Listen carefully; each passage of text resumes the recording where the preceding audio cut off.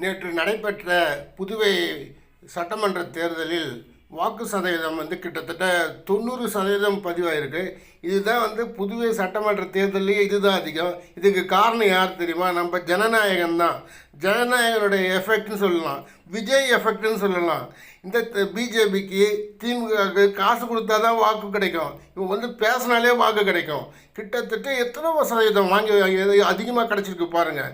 கிட்டத்தட்ட 8% வாக்குகள் கிடச்சிருக்கு அதிகமாக.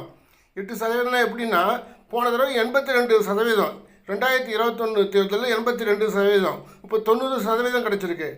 அடுத்தது தமிழ்நாடு தேர்தலில் கடந்த முறை 74% வாக்குகள் பதிவாகியிருக்கு. இப்போ அது 10% அதிகமாகி 84% வரை பதிவாகும். ஏன் அதற்கு மேலேயும் போகலாம்.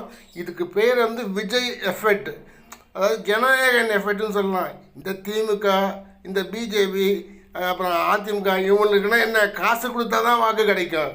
இல்லைன்னா யாரும் இவங்கள கண்டுக்க மாட்டாங்க. நம்ம ஆளு ஜனநாயகன் வந்தாலே வாக்கு கிடைக்கும். ஏன்னா மக்கள் வச்சுருக்கிறது நம்பிக்கை தான், விஜய் மேலே வச்சுருக்கிறது நம்பிக்கை தான், வேறு எதுவுமே இல்லை. அவன்கிட்ட காசு பணம் எதிர்பார்க்கல, ஏதாவது செய்வான், அந்த நம்பிக்கை மட்டும்தான் மக்களுக்கு.